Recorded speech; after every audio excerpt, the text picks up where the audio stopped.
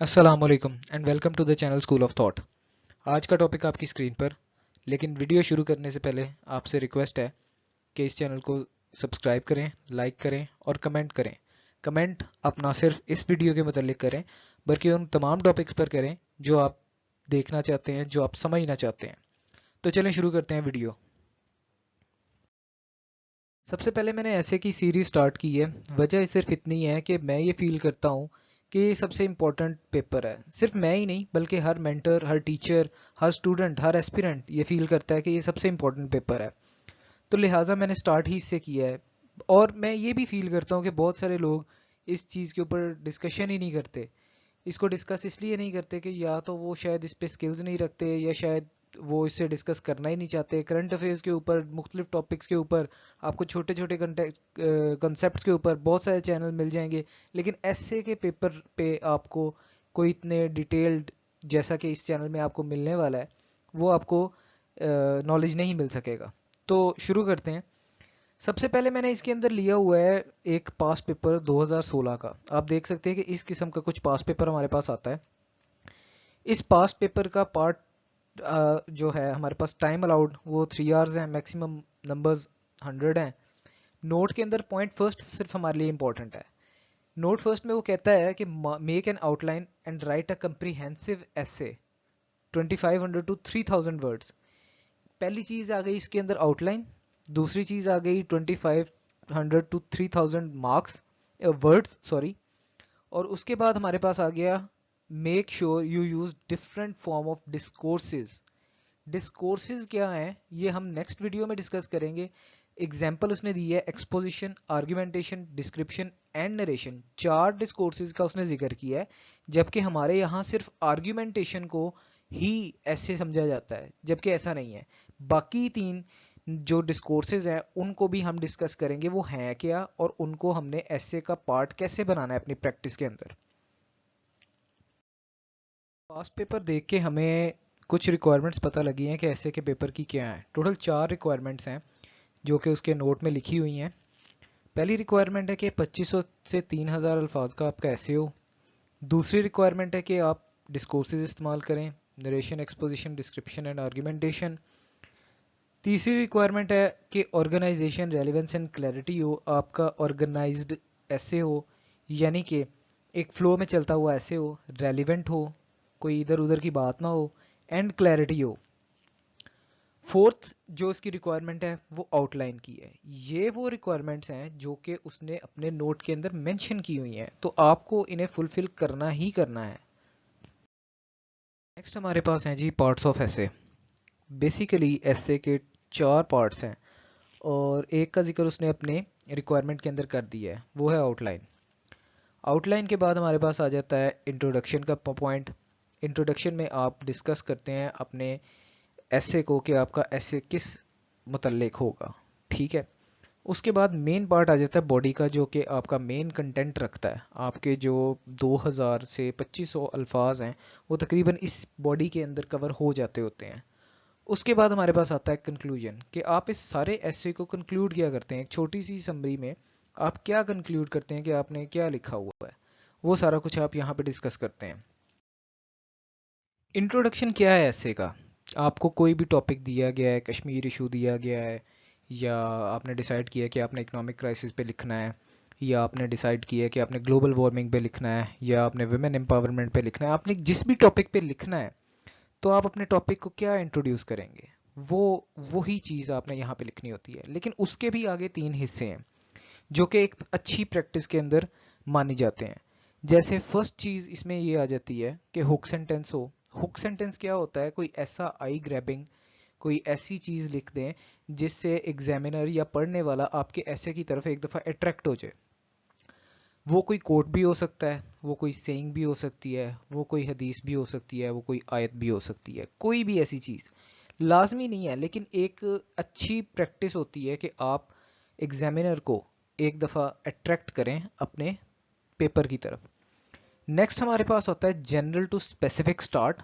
या तो आप जनरल बात करते हुए उसे स्पेसिफिक अपने ऐसे की तरफ मोल्ड कर लें, ठीक है, या फिर आप सिंपल स्पेसिफिक स्टार्ट ले लें। इन दोनों में डिफरेंस क्या है?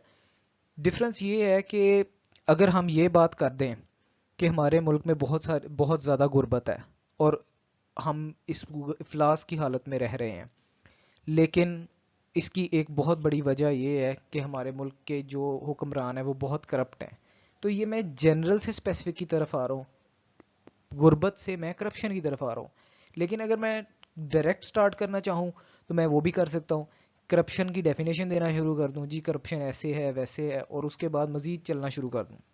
نیکسٹ اس کے اندر جو ہے وہ تھیسس اسٹیٹمنٹ ہے، جو بھی ایسے آپ لکھنے لگتے ہیں اس کے تقریباً پیسج کے اینڈ پہ ایک تھیسس اسٹیٹمنٹ یا ایک وہ اسٹیٹمنٹ لکھی جاتی ہے جس میں آپ کا چھوٹا سا پوائنٹ ہوتا ہے کہ آپ اس بات سے ایگری کرتے ہیں یا ڈس ایگری کرتے ہیں، یا آپ اس ایسے کو ماڈریٹلی چلانے والے ہیں۔ وہ ایگزامینر کے لیے امپورٹنٹ ہوتی ہے کہ یہ بندہ اس ایسے کو کس طرح لکھنے والا ہے۔ تھیسس اسٹیٹمنٹ ہے کیا، بہت سارے لوگوں کو پھر بھی کنفیوژن رہتی ہے، تو اس کی میں آپ کو ڈیفینیشن اور ایگزامپل کے ساتھ سمجھا دیتا ہوں۔ A thesis statement is one sentence that expresses the main idea of a research paper or essay, such as an expository essay or argumentative essay. It makes a claim directly answering a question. جیسے کہ میں نے پہلے بتایا کہ یا تو آپ کسی اسٹیٹمنٹ سے اپنے ایسے کے اندر ڈس ایگری کرنے لگے ہیں، یا آپ ایگری کرنے لگے ہیں، یا آپ ماڈریٹ اسے چلانے لگے ہیں، تب آپ یہاں پہ مینشن کر دیتے ہیں کہ آپ ایکچولی اس ایسے کو کس طرح چلانے والے ہیں۔ تو ایگزامپل دیکھ لیں اس کی۔ Yes, the country is in dire economic crisis and there are numerous causes of it, yet the root cause is corruption. 21 لفظوں کی یہ ٹوٹل تھیسس اسٹیٹمنٹ ہے جس کے اندر آپ ایگری کر رہے ہیں کہ ہمارا ملک اکنامک کرائسس کے اندر ہے اور اس کی سب سے بڑی وجہ کرپشن ہے۔ تو یہ کرپشن کے ایسے کی تھیسس اسٹیٹمنٹ ہوگی۔ اب تھیسس اسٹیٹمنٹ میں ایک اور چیز ہے، جیسے میں نے ڈسکس کیا، ایگریمنٹ، ڈس ایگریمنٹ یا ماڈریٹ اپروچ، یہ آپ کو ڈیسائیڈ کرنی ہے۔ سب سے بیسٹ اپروچ ماڈریٹ اپروچ ہوتی ہے، تو نہ تو آپ کسی کی سائڈ لیتے ہیں، نہ آپ کسی کے خلاف بولتے ہیں، آپ ماڈریٹلی اپنے ایسے کو چلاتے ہیں۔ اس کا طریقہ کار دیکھیے گا ایگزامپلس کے تھرو۔ فرسٹ ایگزامپل دیکھیے گا نیگیٹو اپروچ کی۔ Pakistan can not compete in this technological world, the country do not have the required expertise, this is all because of the poor quality education that is being provided to the students. اب دیکھیں کہ اس کے اندر 29 لفظ ہیں اور میں نے یہ کلیم کیا ہے کہ ہمارا ملک ٹیکنالوجیکل ورلڈ کے اندر کمپیٹ نہیں کر سکتا کیونکہ ہمارے پاس اس حساب سے پڑھے لکھے لوگ موجود ہی نہیں ہیں، ٹھیک ہے۔ اب جب میں اس ایسے کو چلاؤں گا تو مجھے اسی سائٹ کے اوپر لکھنا پڑ جائے گا سارا کا سارا۔ اب انہی الفاظ کے اندر کچھ الفاظ مزید ڈال کے میں اسے ماڈریٹ کر دیتا ہوں۔ ماڈریٹ اپروچ میں کیا لکھ رہا ہوں، پاکستان ایٹ پریزنٹ، میں نے صرف ایک ایٹ پریزنٹ کا لفظ ڈالا، can not compete for this technological world as the country does not have the required expertise, یہاں تک وہی الفاظ استعمال ہو رہے ہیں سوائے ایٹ پریزنٹ کے۔ دا main reason is the poor quality education, ایک نیا الفاظ ڈالا دا مین ریزن کا، باقی وہی بات جو پچھلے پیسج میں بھی ہے۔ But if the country manages to provide quality education to its students then it can reshape its future. 42 لفظوں کی یہ ایک تھیسس اسٹیٹمنٹ بن رہی ہے، لیکن اس سے ماڈریٹ ہے۔ اس میں تو کلیئرلی کہہ رہا تھا میں کہ جی ٹیکنالوجیکل میں ہم ورلڈ میں ہم کمپیٹ کر ہی نہیں سکتے، لیکن ماڈریٹ اپروچ میں نے یہ بتایا کہ اس وقت ہم نہیں کر سکتے، لیکن اگر ہم کوالٹی ایجوکیشن دیں تب ہم کمپیٹ کر سکتے ہیں۔ ایک میں نے ایگزامپل انٹروڈکشن رکھی ہے، اس میں پرپز یہی ہے کہ آپ کو hook sentence, general to specific start, thesis statement, سارا کچھ ایک سمجھانے کی کوشش کی گئی ہے۔ یہ ایسے بیسیکلی یا انٹروڈکشن بیسیکلی ایجوکیشن پرابلمز یا ایجوکیشن ان پاکستان کا ہے، جس کا یہ انٹروڈکٹری پیرا ہے۔ تو سب سے پہلے اس کے اندر ہے hook sentence, read in the name of your lord. جیسا میں نے پہلے بھی بتایا کہ میں نے آیت سے شروع کیا اور میں نے لکھ دیا اس میں کہ پڑھ اللہ کے نام سے۔ Allah Almighty ordained beloved Prophet Muhammad sallallahu alaihi wasallam to read. The first word of the first revelation was read. Our divine book of Holy Quran further guides us that. اب یہاں پہ میں نے اسی ہوک سینٹینس کی تھوڑی سی importance بیان کی کہ پڑھنا اتنا ضروری ہے کہ پہلی وحی کا پہلا لفظ ہی پڑھ تھا اور حضور محمد صلی اللہ علیہ وآلہ وسلم کو اللہ تعالیٰ نے حکم دیا کہ آپ پڑھیں۔ تو اس کے بعد ایک اور ہوک سینٹینس یا ایک اور امپورٹنٹ چیز اس ایسے میں ڈالی گئی ہے، ایک اور verse, say are those who know equal to those who do not know. تو اس میں یہ ہے کہ کہہ دیں کہ وہ لوگ جو جانتے ہیں اور نہیں جانتے کیا وہ برابر ہیں. مزید اب میں اس کے اوپر جنرل سٹارٹ شروع کرنے لگا ہوں. پہلے تھوڑی سی اس کی امپورٹنس بتا دی, ایک ہوک سینٹینس بنا دیا, ایک بیس بنا دی میں نے ایسے کے سٹارٹ کی. اب یہاں پہ ہے the importance of knowledge and that of an educated person is evident from the above cited verses. ان دونوں آیات سے یہ ظاہر ہو رہا ہے کہ تعلیم کتنی ضروری ہے. Education empowers individual, he then become a civilized person and group of such person form a society. تعلیم ایک انسان کو سنوارتی ہے, ٹھیک ہے, اور وہ پھر ایک گروپ کا حصہ بنتا ہے, ایک سنورے ہوئے گروپ کا حصہ بنتا ہے, اور وہ سنورا ہوا گروپ ایک سنورے ہوئے ملک کا حصہ بنتا ہے. And group of such person form a society which is the foundation of a state that is socially just, politically stable and economically sound. 3 factors بیان کیے کہ جہاں پہ سوشلی جسٹ ہو, پولیٹیکلی اسٹیبل ہو اور اکنامکلی ساؤنڈ ہو. تو یہ سب کیوں ہوتا ہے جب ایک ملک ایجوکیشن کے اندر ایجوکیشن کو امپورٹنس دیتا ہے. آگے میں اس جنرل سٹارٹ کو اسپیسیفک میں لے کے جا رہا ہوں ہائی لائٹڈ ایریا میں. Pakistan being an Islamic state and formed based on Islamic ideology has unfortunately undermined the importance of education. یہاں پہ میں نے یہ کر دیا, اسپیسیفک اسے کر دیا کہ پاکستان میں تعلیم کی قدر اس لیے آلدو کہ وہ ایک اسلامک نظریے پہ بنا گیا, پھر بھی اس کی اتنی تعلیم کی قدر نہیں کی گئی جتنی ہونی چاہیے تھی.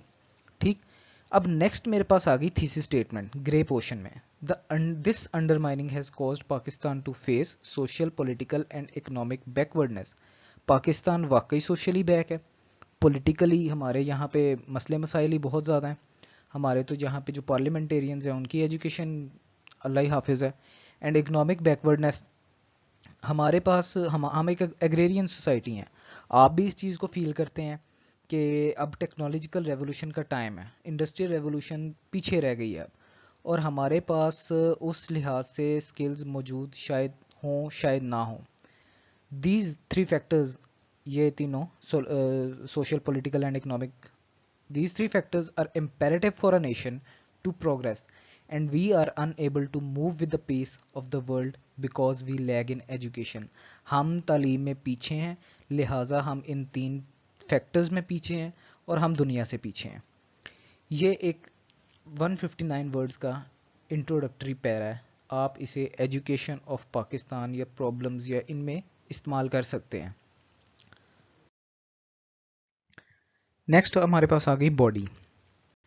باڈی کی پریکٹس میں آپ کو کرواؤں گا, آپ کو میں سارا کچھ ایکسپلین کروں گا, کچھ 6-7 ایسیز میں آپ کو دکھاؤں گا بھی اس میں. تو آل دا مین آئیڈیاز آف دا ٹاپک, آپ کی باڈی کے اندر جتنے بھی مین آئیڈیاز ہیں آپ کے ذہن کے اندر جو آپ نے آؤٹ لائن بنائی ہے وہ سب کے سب اس پہ آپ ڈسکس کریں گے. آپ کے پاس 20 پیراگراف ہیں, 15 پیراگراف ہیں, 25 پیراگراف ہیں, 30 پیراگراف ہیں, جتنے بھی ہیں, جتنا بھی کنٹینٹ آپ کے ذہن میں آتا ہے یا جتنا بھی کنٹینٹ آپ سمجھتے ہیں کہ ریلیونٹ ہے وہ آپ اس کے اندر ڈسکس کریں گے. وہ کازز ہو سکتی ہیں, وہ advantages, disadvantages, whatsoever, جو بھی چیز آپ کو لگتی ہے کہ اس ٹاپک سے یا جو بھی ٹاپک آپ اٹیمپٹ کریں گے اس سے ریلیونٹ ہے اور آپ کو لکھنا چاہیے, تو وہ سب آپ اس میں ڈالیں گے. A body paragraph is a group of related sentences about a particular topic or idea directly relating to thesis. وہ تمام انفارمیشن یا وہ تمام نالج جو آپ نے ظاہر ہے کہ اپنی تیاری کے دوران پڑھا ہوگا اس ٹاپک کے متعلق, تو وہ سارا کچھ آپ اس کے اندر انڈلج کریں گے اور آپ اس کے متعلق سارا کچھ لکھیں گے. The majority of any ایسی consist of multiple body paragraphs, جیسے میں نے کہا 25-30 جتنے بھی پیرا آپ کے ذہن میں ہیں یا جتنے بھی پوائنٹس آپ اس پہ لکھ سکتے ہیں. And it is in these paragraphs where the main information is presented. The longer an essay is, the more body paragraph there will be. جتنا آپ کے پاس نالج ہوگا اس ٹاپک سے ریلیٹڈ یا جس بھی ٹاپک سے ریلیٹڈ جس پہ آپ ایسے لکھیں گے وہ سارا کا سارا آپ کے لیے فائدہ مند ہوگا, اور آپ کو اس کو جسٹ کیا کرنا ہے, آرگنائزڈ فارم میں ریلیونٹ اور کلیئر کر کے لکھنا ہے. لاسٹ میں ہمارے پاس آ جاتا ہے جی کنکلوژن. کنکلوژن میں ہم نے کیا لکھنا ہوتا ہے؟ کنکلوژن میں ہم نے وہی سارا کچھ لکھنا ہوتا ہے جو ہم ایسے میں آلریڈی لکھ چکے ہیں, لیکن اسے سمرائز کر کے اور اسے کنکلیوڈ کر کے اپنی بات کو ختم کر کے جو تھیسس اسٹیٹمنٹ آپ نے اوپر لکھی ہے اس تھیسس اسٹیٹمنٹ کو کنکلوڈ کرتی ہے کہ میرے ڈسکشن سے سارا کچھ ثابت ہوتا ہے. تو یہ سارا کچھ ہم ڈسکس کریں گے. The goal is to restate the thesis, summarize the essay's body and leave reader with a final impression. Key aspect to remember: a strong essay conclusion restates, not rewrites your thesis from the introduction. آپ نے restate کرنا ہے, ری right نہیں کرنا. ان دونوں چیزوں میں بہت فرق ہے, ٹھیک ہے. اسے لوگ اکثر سمری آف این ایسے بھی کہتے ہیں اور پریسی آف این ایسے بھی کہتے ہیں. تو آپ نے یہاں پہ اپنے سارے تھیسس کو, اپنے سارے کے سارے ایسے کو مین پوائنٹس نکال کے, اس میں ریزنز تھیں, ان کا سلوشنز تھا, ان سب کو شارٹ فارم میں ڈسکس کر کے کنکلوڈ کرنا ہوتا ہے کہ جی یہ معاملات تھے, ہم اس طرح اس چیز کو سولو کر سکتے ہیں, اور یہ ہمارا کنکلوژن ہو جاتا ہے.